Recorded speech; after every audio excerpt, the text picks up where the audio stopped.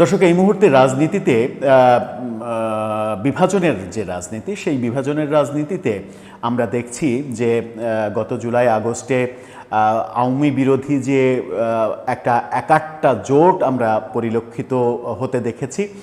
আওয়ামী লীগের বিরুদ্ধে প্রায় সবগুলো রাজনৈতিক দল, আওয়ামী লীগের পক্ষে যে রাজনৈতিক দলগুলো ছিল তাদের কিছু দল বাদ দিয়ে তারা সবাই এক ব্যানারে এক কাতারে দাঁড়িয়েছিল। বছর ঘুরতে না ঘুরতেই আমরা দৃশ্যটা চেঞ্জ হতে দেখেছি এবং সেই দৃশ্যটা চেঞ্জ হয়ে এই একাট্টা শক্তির মধ্যেই ভাঙন একেবারে স্পষ্ট দেখছি। বিভাজনের রাজনীতি আবারও দেখছি। সেই বিভাজনের রাজনীতিতে এখন সবথেকে বড় বিভাজনের নাম হচ্ছে পিআর পদ্ধতিতে নির্বাচন, অর্থাৎ সংখ্যানুপাতিক নির্বাচন। কে কতগুলো ভোট পেল সারা দেশে, ভোটের পরিমাণ শেষ পর্যন্ত কত হলো, সেই ভোটের সংখ্যা অনুযায়ী সংসদের আসন সংখ্যা নির্ধারিত হবে। এরকম, অর্থাৎ 1% যদি ভোট পায় তাহলে সেই দলে, সারা দেশ মিলিয়ে যদি ভোট 1% হয় তাহলে সেই দল 3 জন সংসদ সদস্য পাবে। এইভাবে নির্বাচন হবে, এই দাবি এবং এই দাবির বিপক্ষে এখন এই বিভাজনের রাজনীতিটাই আমরা দেখছি। এই দাবির পক্ষে কারা? এই দাবির পক্ষে জামাত, এনসিপি সহ তাদের সমমনা কয়েকটা দল, ইসলামী দল এবং বেশ কিছু দল। জামাত বাদ দিয়ে যাদের আদতেও কোনো ভোট নেই, ভোট ব্যাংক তো অনেক দূরের কথা। অপরদিকে পিআর পদ্ধতি কোনোভাবেই চায় না বিএনপি। এটা নিয়েই ময়দানের যুদ্ধ চলছে, কথা কাটাকাটি চলছে এবং ময়দান থেকে এরকম হুমকিও দেওয়া হচ্ছে যে পিআর পদ্ধতিতে নির্বাচনে রাজি না হলে আগামী নির্বাচন হতে দেয়া হবে না। এনসিপির ভাষা, মুখের ভাষা অনেকটা এরকম যখন পরিস্থিতি, তখন সরকারের সিদ্ধান্ত কী, সরকারের ভেতরের বাস্তবতা কী, সরকারের ভেতরে কি হচ্ছে, সরকার কেন নীরব? অবশেষে সরকারের ভেতরের তথ্যটা বের হয়ে আসলো। বাংলাদেশ সরকারের বর্তমান প্রধান উপদেষ্টার সিনিয়র সহকারী প্রেস সেক্রেটারি ফয়েজ আহমেদ থলের বিড়ালটা ফাঁস করে দিলেন। সরকারের ভেতরের যে অবস্থান, সেই অবস্থানটা ফাঁস হয়ে গেল। এই যে অবস্থানটা ফাঁস হয়ে গেল, এখন বোধহয় অনেক বেশি চাপে পড়ে গেল এনসিপি এবং জামাত রাজনৈতিক কৌশলের দিক থেকে। কি ফাঁস করলেন ফয়েজ আহমেদ চৌধুরী? ফয়েজ আহমেদ কেন সরকারের অবস্থানটা তাহলে সরকার পরিষ্কারভাবে বলছে না, মুখ ফসকে যেটা ফয়েজ আহমেদ বলে ফেলেছেন সেটা কেন পরিষ্কার করছে না সরকার, সেই প্রশ্নটাও সামনে এসে যায়। কি হচ্ছে এই বিভাজনের রাজনীতিতে আদতে? সরকার কি বসে বসে আর সার্কাস খেলা দেখতে চাইছে আরও কিছুদিন? সেই আলোচনাই করবে এই ভিডিওতে। থাকবেন পলিটিক্স টিভির নিয়মিত আয়োজনে।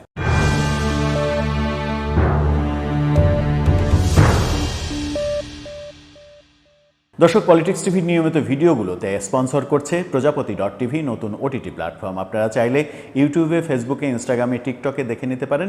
ডেসক্রিপশন বক্সে লিঙ্ক দেওয়া থাকবে, সেখান থেকেও আপনারা দেখে নিতে পারেন প্রজাপতির কার্যক্রম। চলে যাচ্ছি মূল ভিডিওতে। বলছিলাম, পিআর পদ্ধতিতে নির্বাচন নিয়ে বিতর্ক চলছে। পিআর পদ্ধতি চায় না বিএনপি এবং পিআর পদ্ধতি ছাড়া নির্বাচনে যাবে না এনসিপি। যদিও তারা নিবন্ধনের আবেদন করে সেই প্রাথমিকভাবে তারা ফেল করেছে, তাদেরকে আবার 15 দিন সময় দেওয়া হয়েছে শর্ত পূরণের জন্য। যারা এখন পর্যন্ত নিবন্ধনই পায়নি তারা রাষ্ট্রীয় প্রোটোকলে সারা দেশে পদযাত্রা করছে। পুলিশ, আর্মির পাশাপাশি সোয়াত টিমকে পর্যন্ত কাজে লাগানো হচ্ছে। তারা যে হোটেলে থাকছে সেই হোটেল একেবারে সবাইকে বের করে দিয়ে, ডগ স্কোয়াড দিয়ে, নিরাপত্তা দিয়ে সেই নিরাপত্তা ব্যবস্থা রাষ্ট্রীয়ভাবে প্রতিষ্ঠিত করা হচ্ছে এবং এর ফলে রাষ্ট্র প্রতিদিন তাদের পেছনে লক্ষ লক্ষ কোটি কোটি টাকা খরচ করছে। এটা রাষ্ট্র করতে পারে কিনা সেই বিতর্ক যতই মাথাচাড়া দিক না কেন, রাষ্ট্র কোনোভাবেই, সরকার কোনোভাবেই তোয়াক্কা করছে না এসব সমালোচনা। সেরকম পরিস্থিতিতে আদতে কি হচ্ছে? পিআরের বিপক্ষে বিএনপি, পিআরের পক্ষে জামাত, এনসিপি, এবি পার্টি, গণ অধিকার পরিষদ, ইসলামী আন্দোলন, মানে জামাত ছাড়া যাদের মোটামুটি 1-2% ভোটও নেই বাংলাদেশে, তারা সবাই আসলে পিআর নিয়ে বেশি উৎসাহী। এর পেছনে কারণ হিসেবে সামনে আসছে সেটা হচ্ছে যে যাদের বিভিন্ন আসনে আলাদা আলাদাভাবে নির্বাচন করে সংসদ সদস্য হওয়া সম্ভব নয়, তারা সারা দেশের ভোট কুড়িয়ে একটা অ্যামাউন্টের ভোট যদি জোগাড় হয় তাহলে সংসদে যদি একজন দুইজন প্রতিনিধি পাওয়ার যোগ্যতা অর্জন করে, সেই কারণেই সেই ব্যাপারটার এক ধরনের ফায়দা নেওয়ার জন্যই পিআর পদ্ধতির পক্ষে তারা অবস্থান নিয়েছে, এমন আলোচনা রাজনীতিতে রয়েছে। কিন্তু সরকারের অবস্থান কি? সরকারের অবস্থান এবার স্পষ্ট করে দিলেন সরকারের প্রধান উপদেষ্টার সিনিয়র প্রেস সচিব ফয়েজ আহমেদ। তিনি চ্যানেল 24-এর একটা টক শোতে গতকালকে ব্যাপারটা হয়তো মনের অজান্তেই ফাঁস করে দিয়েছেন। তাকে প্রশ্ন করা হয়েছিল যে পিআর পদ্ধতিতে এই যে একে অপরের বিরুদ্ধে বিষোদ্গার করা হচ্ছে, এই ব্যাপারে সরকার নিশ্চুপ কেন? ফয়েজ আহমেদ বলেছেন, পিআর পদ্ধতির নির্বাচন হবে কি হবে না এটা সরকারের কোনো এজেন্ডা নয়। সরকারের সংস্কার কমিশন এবং ঐক্যমত্য কমিশন কারোরই কোনো এজেন্ডা নয়, সরকার ঘোষিত কোনো এজেন্ডা নয়। এটা রাজনৈতিক দলের নিজস্ব ব্যাপার, এর সঙ্গে সরকারের কোনো সম্পর্ক নেই। তিনি স্পষ্ট করে বলেছেন, নির্বাচন সংস্কার কমিশন যেটা গঠন করা হয়েছিল তাদের যে সংস্কারের যে প্রস্তাবনা, সেই প্রস্তাবনার কোথাও পিআর পদ্ধতির কথা নেই।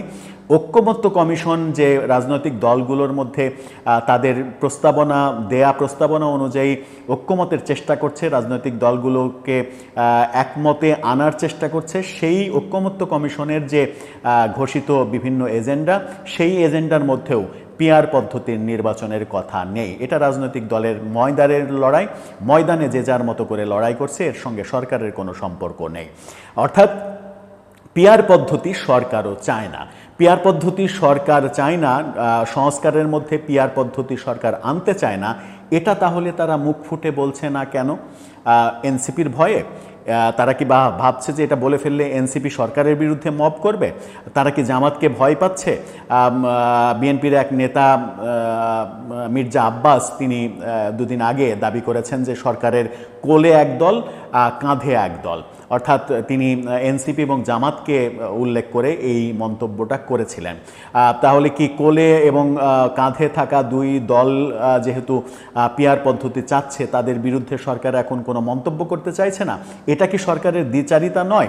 ফয়েজ আহমেদ যেটা টক শোতে স্পষ্ট করে দিলেন, সেটা কেন সরকার স্পষ্ট করছে না? সরকার একটা ঘোষণা দিয়ে দিলেই তো হলো যে এটা নিয়ে বিতর্কের কোনো অপশন নেই, এটা সংস্কার কমিশনের কোনো এজেন্ডা নয়, এটা সরকারেরও কোনো এজেন্ডা নয়, সুতরাং এটা নিয়ে বিতর্ক করে লাভ নেই, পিআর পদ্ধতিতে নির্বাচন হবে না।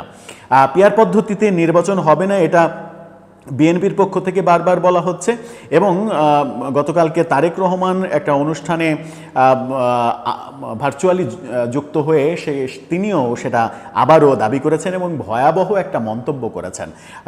সংবাদপত্রে এসেছে সেই খবরটা, সেটা আপনার শিরোনামটা দেখে নিতে পারেন। সেখানে তিনি বলছেন, আনুপাতিক ভোটের দাবি চরমপন্থার বিকাশ ঘটাতে পারে শঙ্কা তারেক রহমানের। আপনারা গণমাধ্যমের এই শিরোনামটা দেখে নিতে পারেন। সেখানে তিনি বলছেন, বাংলাদেশে সংখ্যানুপাতিক নির্বাচন ব্যবস্থা প্রবর্তনের অর্থ কিন্তু রাষ্ট্র রাজনীতিতে বিচ্ছিন্নতাবাদ, ফ্যাসিবাদ, চরমপন্থার বিকাশের পথ সুগম করে দেওয়া। অর্থাৎ বাংলাদেশে চরমপন্থা জেগে উঠবে এই পদ্ধতির মাধ্যমে, সেটা তিনি বলার চেষ্টা করেছেন।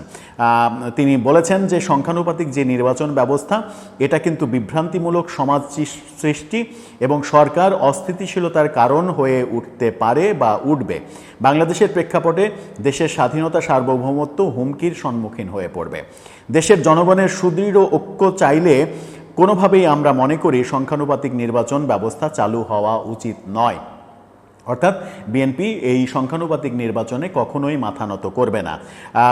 তিনি বলেছেন যে এই ধরনের দাবি উত্থাপনের বিষয়টিকে কোনো দল গণতান্ত্রিক অধিকার হিসেবে দেখলেও, বিবেচনা করলেও দেশ ও জনগণের সাথে বিএনপির বাংলাদেশকে সংখ্যানুপাতিক যে পিআর সিস্টেম বা নির্বাচন ব্যবস্থার জন্য উপযোগী নয় বলেই আমরা মনে করি। অর্থাৎ বাংলাদেশ পিআর সিস্টেম নির্বাচনের জন্য উপযোগী একটা ভূখণ্ড নয়, সেটা তারেক রহমানও স্পষ্ট করেছেন। এবং বাংলাদেশের বেশিরভাগ মানুষই, বেশিরভাগ বিশ্লেষকই পিআর পদ্ধতি বাংলাদেশের জন্য নয়, বাংলাদেশে এটা প্রযোজ্য নয়, এবং এই পদ্ধতির সবথেকে মানে কি বলবো অগ্রহণযোগ্য দিক হচ্ছে আপনি ভোট দেবেন কাকে সেটা আপনি জানবেন না। আমি হয়তো খুলনাতে একজনকে ভোট দেব, আমার যে নির্বাচনী আসন, আমি একজনকে ভোট দেব, কিন্তু আমি জানবো না আমার প্রার্থীকে, আমি জানবো না আমার এমপি হবে কে। আমি শুধু মার্কায় গিয়ে ভোট দেব, আমি হয়তো ধানের শীষে গিয়ে ভোট দেব, আমি হয়তো নৌকায় গিয়ে ভোট দেব, আমি হয়তো এপিসিতে গিয়ে ভোট দেব যদি এপিসি কারো মার্কা হয়, ভোট দিব। কিন্তু ভোট গণনা শেষে সর্বশেষে কে কত দল কতটা আসন পেল এই মোট ভোটের আলোকে তারপর দলের প্রেসিডেন্ট সিদ্ধান্ত নেবেন কোন এমপিকে, কোন মানুষকে তারা এমপি হিসেবে নির্বাচন করবেন, যাদের কিনা ওই নির্দিষ্ট কনস্টিটিউশনে কোনো দায়বদ্ধতা থাকবে না, কারণ তারা জনগণের ভোটে নির্বাচিত হয়নি, জনগণের কাছে তারা ভোট চায়নি, জনগণের কাছে দায়বদ্ধতা জবাবদিহিতার কোনো পরিবেশ থাকবে না।